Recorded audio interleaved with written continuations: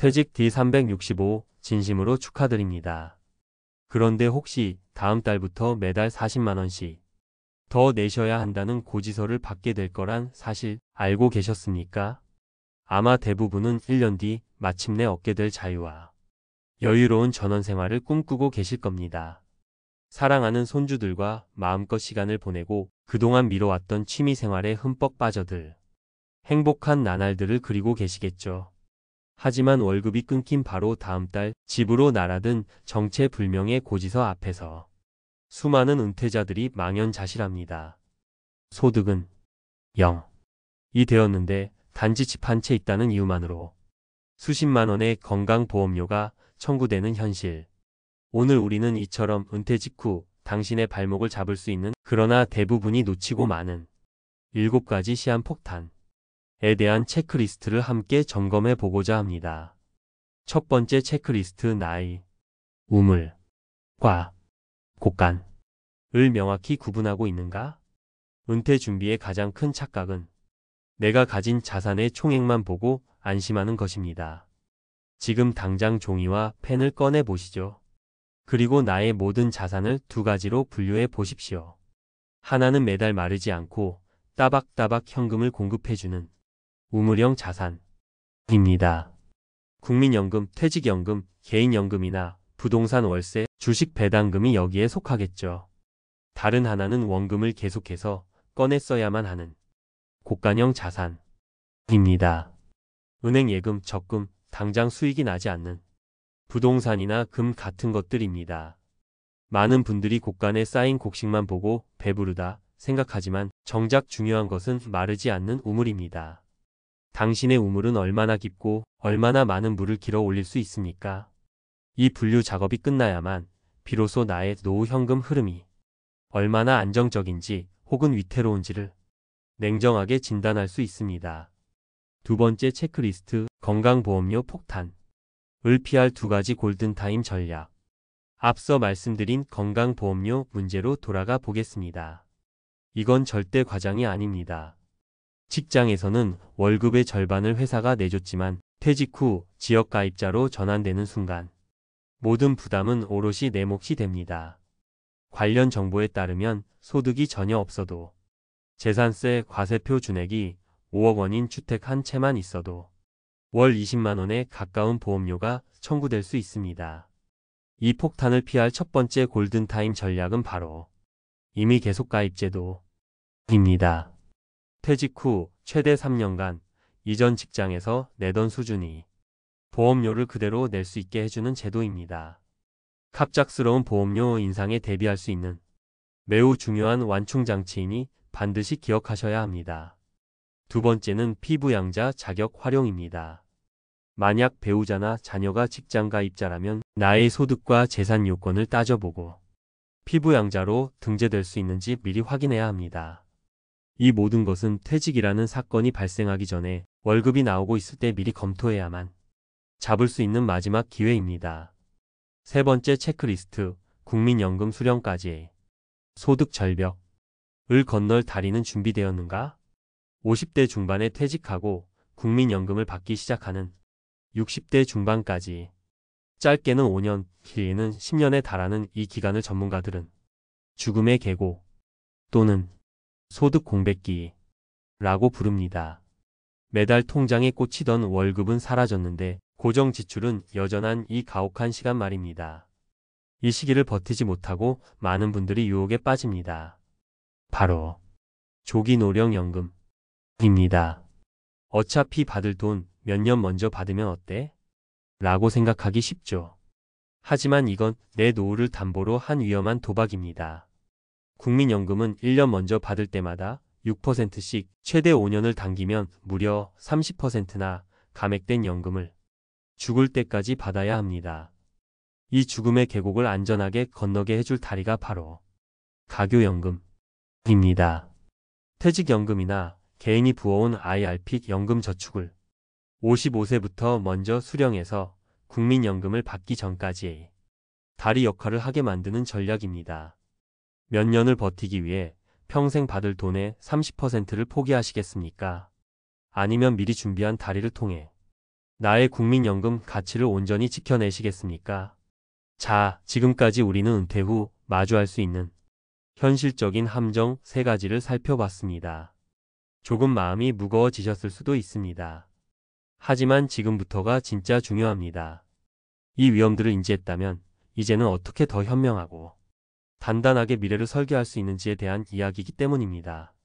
4번째 체크리스트, 내 퇴직금, 목돈의 유혹에서 연금의 지혜로 옮겨갈 용기가 있는가? 아직도 많은 분들이 퇴직금은 당연히 일시금으로 받아야지 라고 생각합니다. 자녀 결혼도 시켜야 하고 집수리도 해야 하고 그동안 고생한 나를 위해 멋진 자동차도 한 대 사고 싶으실 겁니다. 하지만 시대가 바뀌고 있습니다.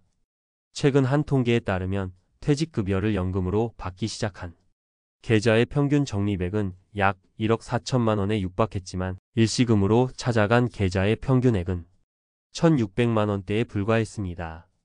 이 숫자가 무엇을 의미할까요? 이제는 미리 준비하고 아는 사람들일수록 퇴직금을 쪼개서 오래 받는 연금의 가치를 선택하고 있다는 뜻입니다. 특히 IRP, 즉 개인형 퇴직연금 계좌로 퇴직금을 받아 연금으로 수령하면 일시금으로 받을 때 내야 하는 퇴직소득세를 무려 30%에서 40%까지 아낄 수 있습니다. 1억 원이면 수백만 원의 세금을 절약하는 셈입니다. 이제 생각을 바꿔야 합니다. 퇴직금은 고생한 나를 위한 보상금이 아니라 앞으로 살아갈 나를 위한 생활비의 씨앗입니다. 5번째 체크리스트, 월급 봉투와 함께 정리해야 할 인간관계 청구서. 지금부터는 돈 이야기가 아닌 어쩌면 돈보다 더 중요한 이야기일 수 있습니다. 매달 월급이 들어올 때는 몰랐지만 소득이 끊기고 나면 비로소 보이는 것들이 있습니다. 바로 매달 꼬박꼬박 자동 이체되는 각종 동문회비, 골프 모임 회비, 크고 작은 경조사비 같은 인간관계 청구서입니다. 직장이라는 든든한 울타리와 명함이 사라졌을 때 내가 유지해온 관계들이 어떻게 변하는지를 냉정하게 돌아볼 필요가 있습니다.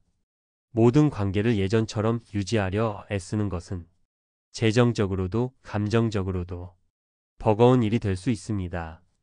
은퇴를 앞둔 지금이야말로 내 남은 인생에 정말 소중하고 의미 있는 관계가 무엇인지 옥석을 가리고 나의 새로운 상황에 맞게 관계를 재정립해야 할 최적의 시기입니다. 6번째 체크리스트, 빚의 무게를 짊어지고 은퇴의 강을 건널 수는 없다. 한 기관의 조사에 따르면 50대 가구의 평균 부채가 모든 연령대 중에서 가장 높다고 합니다. 자녀의 마지막 학자금, 결혼자금 지원 등으로 가장 많은 빚을 지고 있는 시기라는 뜻이죠. 월급이 나올 때는 그럭저럭 감당 가능했던 주택담보대출 원리금이 소득이 사라진 은퇴 이후에는 매달 숨통을 조여오는 흉기가 될 수 있습니다. 나중에 집값 오르면 팔아서 갚지 뭐 라는 막연한 생각은 너무나 위험합니다. 부동산 시장은 누구도 예측할 수 없기 때문입니다. 은퇴 시계가 돌아가기 시작했다면 지금 당장 구체적인 부채 상환 로드맵을 그려야 합니다. 월급이 나오는 마지막 날까지 단 100만 원이라도 원금을 더 갚아나가야 합니다. 필요하다면 과감하게 집의 규모를 줄이는 주택 다운사이징을 통해서라도 빚의 무게를 덜어낸 가벼운 몸으로 은퇴의 강을 건너야 합니다.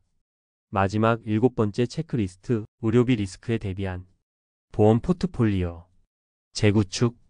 우리가 은퇴 자금을 이야기할 때 가장 예측하기 어려운 변수가 바로 의료비입니다. 지금 당장 증권을 꺼내 내가 가입한 보험들이 언제까지 보장되는지 확인해 보십시오. 많은 보험들이 60세 혹은 70세 만기로 설정되어 있는 경우가 많습니다. 정작 돈이 가장 많이 필요할 노년에는 보장의 사각지대에 놓일 수 있다는 뜻입니다. 특히 실손보험은 보험료 갱신이 부담스럽더라도 최소한의 안전장치로 반드시 유지하는 것이 현명합니다. 나아가 내가 아프고 거동이 불편해졌을 때 나 자신과 가족 모두의 부담을 덜어줄 수 있는 치매보험이나 간병인 보험이 준비되어 있는지도 점검해야 합니다. 이것은 단순히 돈의 문제를 넘어 내 노년의 존엄과 가족의 평화를 지키는 마지막 보루가 될 것입니다. 오늘 우리는 은퇴를 1년 앞두고 반드시 점검해야 할 7가지 체크리스트를 살펴봤습니다. 어쩌면 마음이 조금 무거워지셨을 수도 혹은 불안해지셨을 수도 있습니다. 하지만 우리가 자동차를 오래 안전하게 타기 위해 정기 점검을 하듯 우리 인생의 가장 중요한 전환점인 은퇴 역시 철저하고 꼼꼼한 사전 점검이 반드시 필요합니다. 이 체크리스트는 당신에게 겁을 주기 위함이 아닙니다. 오히려 예측 가능한 위험들을 미리 제거하고 걱정 없이 은퇴 후의 삶을 온전히 만끽하게 해드리기 위한 최소한의 안전장치입니다. 은퇴는 삶이 멈춤이 아니라 평생을 달려온 나를 위해 가장 나다운 삶을 새롭게 설계하는 위대한 재정비의 시간입니다. 오늘의 꼼꼼한 점검이 내년 당신의 웃음과 평온을 결정할 것입니다. 오늘 이야기가 당신의 빛나는 제2의 인생을 준비하는 데 조금이나마 도움이 되셨다면 구독과 좋아요로 응원해 주시면 감사하겠습니다. 그리고 비슷한 고민을 하고 계신 분들이 있다면 댓글로 여러분의 소중한 생각과 경험을 나눠주세요. 여러분의 이야기가 다른 누군가에게는 큰 힘과 지혜가 될 수 있습니다.